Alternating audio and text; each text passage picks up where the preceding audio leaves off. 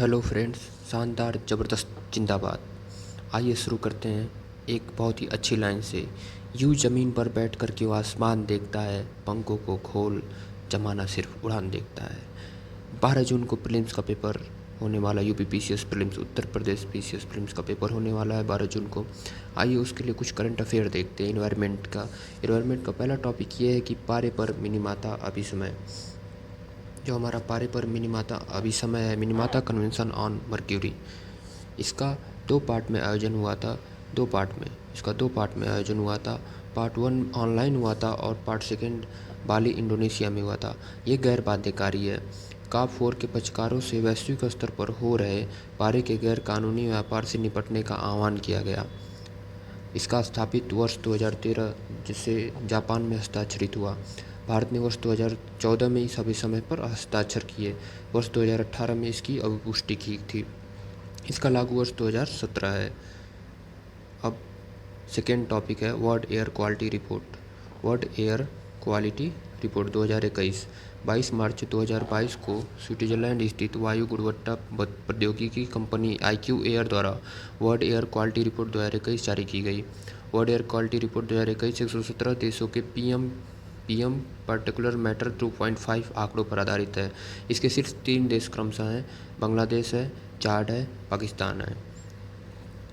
भारत 5वें स्थान पर है। भारत चौथे स्थान पर है, 5वें स्थान पर। वर्ल्ड एयर क्वालिटी के अनुसार लगातार चौथे वर्ष विश्व की सबसे प्रदूषित राजधानी नई दिल्ली बन गई। विश्व की सबसे प्रदूषित राजधानी नई दिल्ली है। ठीक है। भारत का कोई भी शहर WHO वायु गुणवत्ता दिशा निर्देश के तहत निर्दिष्ट 5 UG प्रति MQ के स्तर को प्राप्त नहीं कर सकता है। अब तीसरा टॉपिक पढ़ते हैं, भारत की आर्थिक नीति। तीसरा टॉपिक है भारत की आर्थिक नीति। पृथ्वी विज्ञान मंत्रालय द्वारा भारत की आर्कटिक नीति जारी की गई। शीर्षक थीम इसका क्या है? भारत और आर्कटिक सतत विकास के लिए साझेदारी का निर्माण। India and Arctic building A partnership for sustainable development. इसका उद्देश्य क्या है? संसाधन संपन्न और तेजी से बदलते आर्कटिक क्षेत्र के साथ भारत के सहयोग को बढ़ाना है। और भारत के आर्कटिक नीति के 6 स्तंभ हैं। पहला है विज्ञान एवं अनुसंधान, दूसरा है जलवायु और पर्यावरण संरक्षण, तीसरा है आर्थिक और मानव विकास, चौथा है परिवहन और कनेक्टिविटी, पांचवा है गवर्नेंस और अंतर्राष्ट्रीय सहयोग, छठा है राष्ट्रीय क्षमता निर्माण। इसमें 8 आर्कटिक देश हैं। पहला आर्कटिक देश कौन सा है? कनाडा, दूसरा डेनमार्क, तीसरा फिनलैंड, चौथा आइलैंड, पांचवा नॉर्वे, छठा रूस, सातवां स्वीडन तथा अमेरिका। आर्कटिक परिषद का निर्माण करते हैं। ये 8 आर्कटिक देश आर्कटिक परिषद का निर्माण करते हैं। भारत के आर्कटिक के साथ जुड़ाव की शुरुआत फरवरी 1920 में पेरिस में स्वालबार्ड संधि पर हस्ताक्षर के साथ हुई। वर्ष 2014 में कांग्स जॉर्डन के इंड आर्क नामक भारत की प्रथम बहुसेंसर मूड वेधशाला की तैनाती की गई। वर्ष 2016 में भारत की सुदूर उत्तरी वायुमंडलीय प्रयोगशाला की स्थापना ग्रुप बडेट में हुई। जो सुदूर उत्तरी नॉर्थर्न मोस्ट वायुमंडलीय प्रयोगशाला कहाँ है? ग्रुप बडेट में। डीप ओशन मिशन जो है, पृथ्वी विज्ञान मंत्रालय द्वारा डीप ओशन मिशन लॉन्च किया गया। इसका लागू वर्ष 5 वर्ष के लिए चरणबद्ध तरीके से 2021 से 26। प्रथम चरण 3 वर्षों के लिए 2021 से 24। यह एक केंद्रीय क्षेत्र की परियोजना है। इस मिशन का प्रस्ताव पृथ्वी विज्ञान मंत्रालय ने किया था। 3 व्यक्तियों को समुद्र में 6000 मीटर की गहराई तक ले जाने हेतु एक मानवयुक्त पनडुब्बी का विकास किया जाएगा।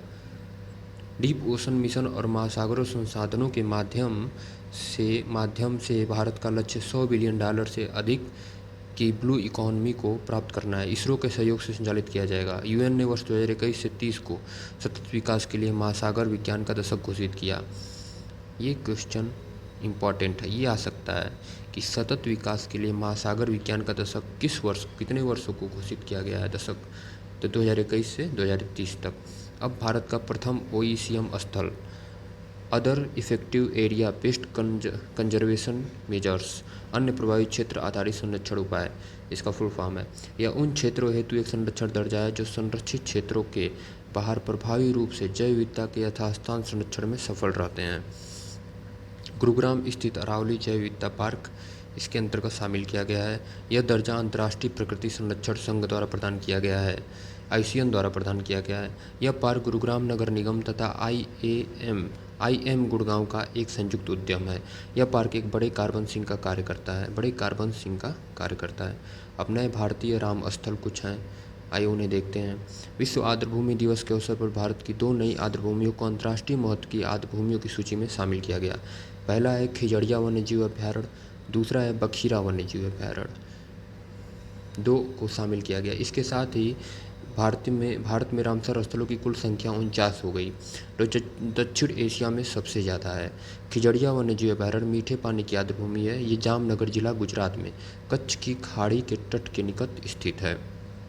बखीरा वन्यजीव अभयारण्य संत कबीर नगर यूपी में है। अब इसमें से क्वेश्चन कुछ इस प्रकार से 2021 के पीसीएस प्रीलिम्स में क्वेश्चन कुछ इस प्रकार से बने थे कि जो उत्तर प्रदेश में निम्न में से कौन सा उत्तर प्रदेश में रामसर स्थल नहीं है। निम्न में से कौन सा स्थान ऐसा है जो उत्तर प्रदेश में रामसर स्थल नहीं है। 4-5 नाम दे दिया गया था, उसमें से एक नाम अलग दे दिया गया था। इस तरीके से क्वेश्चन पूछे जा सकते हैं। ये हमारे लिए बहुत ही इम्पॉर्टेंट हो जाता है। यह पूर्वी उत्तर प्रदेश की सबसे बड़ी प्राकृतिक बाढ़ मैदान आर्द्रभूमि है। कौन सी? बखीरा वन्यजीव अभयारण्य। पूर्वी उत्तर प्रदेश की सबसे बड़ी प्राकृतिक बाढ़ मैदान largest natural flood plain wetland है। वेटलैंड इन यूपी में वेटलैंडों की संख्या कितनी हो गई? इसी के साथ 10 हो गई। गुजरात में 2 हैं, बगवाना आर्द्रभूमि, थोल झील वन्यजीव अभयारण्य। हरियाणा में भी 2, भिंडवास वन्यजीव अभयारण्य और सुल्तानपुर राष्ट्रीय उद्यान। अब मानव निर्मित मीठे पानी की झील कौन सी है? भिंडवान वन्यजीव अभयारण्य। अब नेक्स्ट टॉपिक पढ़ते हैं। सत्यमंगलम बाघ अभयारण्य को TX2 का अवार्ड दिया गया है। यह है कहाँ? यह तमिलनाडु में है, इरोडा जिले में है। इसे 2013 में बाघ अभयारण्य घोषित किया गया था। नीलगिरी बायोस्फीयर रिजर्व का अंग है, जहाँ विश्व के में बाघों की सबसे बड़ी आबादी पाई जाती है। और बर्दिया नेशनल पार्क नेपाल को भी TX2 अवार्ड दिया गया है। अब है भारतीय वन स्थिति रिपोर्ट 2021। भारतीय वन स्थिति रिपोर्ट 2021। देश में कुल वन आवरण 7,13,789 वर्ग किलोमीटर है, जो कुल भौगोलिक क्षेत्रफल का 21.71% है, 21.71% है। देश के 21.71% भाग पर वन आवरण तथा 2.91% भाग पर वृक्षावरण है। सर्वाधिक वन आवरण प्रतिशत वाला राज्य है मिजोरम, अरुणाचल प्रदेश, मेघालय। ये टॉप 3 के हैं, मिजोरम, अरुणाचल प्रदेश और मेघालय। क्षेत्रफल की दृष्टि से सर्वाधिक वन आवरण वाले 5 राज्य हैं। क्षेत्रफल की दृष्टि से मध्य प्रदेश है, अरुणाचल प्रदेश है, छत्तीसगढ़ है, उड़ीसा है, महाराष्ट्र है। ठीक है। यूपी में न्यूनतम वन आवरण प्रतिशत वाले जिले कौन कौन से हैं? भदोही है, मैनपुरी है, देवरिया है। न्यूनतम वन आवरण प्रतिशत वाले जिले यूपी में कौन सा है? पहला भदोही है, दूसरा मैनपुरी है, तीसरा देवरिया है। यूपी में सर्वाधिक वन आवरण प्रतिशत वाले जिले जिनसे बहुत ज़्यादा वन आवरण पाए जाते हैं तो सोनभद्र है, चंदौली है, चित्रकूट है। सोनभद्र, चंदौली, चित्रकूट। यूपी में कुल वृक्षावरण 7,421 वर्ग किलोमीटर है। कितना है? 7,421 वर्ग किलोमीटर। और जो राज्य के कुल भौगोलिक क्षेत्रफल का 3.08% है। कितना? 3.08% है। अब नेक्स्ट टॉपिक है काजुवेली आर्द्रभूमि। काजुवेली आर्द्रभूमि करंट में थी। यह है तमिलनाडु का 16वां पक्षी अभयारण्य, इसे बनाया गया। ये अंतर्राष्ट्रीय महत्व की आर्द्रभूमि है। यह दक्षिण भारत की दूसरी सबसे बड़ी खारे पानी की झील है। कौन? काजुवेली आर्द्रभूमि दूसरी सबसे बड़ी खारे पानी की झील है, काजुवेली। ठीक है। अब स्मॉग टावर स्मॉग टावर के बारे में पढ़ते हैं। भारत के पहले क्रियाशील स्मॉग टावर को नई दिल्ली में स्थापित किया गया। यूपी का प्रथम स्मॉग टावर नोएडा में स्थापित किया गया। केंद्र शासित प्रदेश चंडीगढ़ में भी स्मॉग टावर का उद्घाटन किया गया। यूपी का प्रथम स्मॉग टावर कहाँ है? नोएडा में स्थापित किया गया। ये क्वेश्चन आ सकता है क्योंकि यूपी से रिलेटेड है, यूपी का एग्जाम है, यूपी पीसीएस का, ये क्वेश्चन आ सकता है। अब प्रथम डुगोंग संरक्षण रिजर्व, इसका स्थापना तमिलनाडु में है। कहाँ से कहाँ तक? आदिराम पट्टिनम से आमापा पट्टिनम तक, पाक की खाड़ी तथा मन्नार की खाड़ी मरीन क्षेत्र। प्रतिवर्ष विश्व डुगोंग दिवस कब मनाया जाता है? 28 मई। 28 मई। इसी के साथ ये इन्वायरमेंट के कुछ टॉपिक्स थे जो करंट से रिलेटेड थे और इसी के साथ ख़त्म होते हैं। पढ़ते रहिए, मुस्कुराते रहिए, शानदार, ज़बरदस्त, जिंदाबाद एकदम लगे रहिए, क्योंकि 12 जून को पेपर है। अपना एक भी मिनट बर्बाद मत करिए, इधर उधर मत करिए। 12 जून को प्रीलिम्स का पेपर है, मेहनत करिए। आशा करते हैं कि आप सभी लोगों का पेपर अच्छा हो। धन्यवाद। जय हिंद, जय भारत।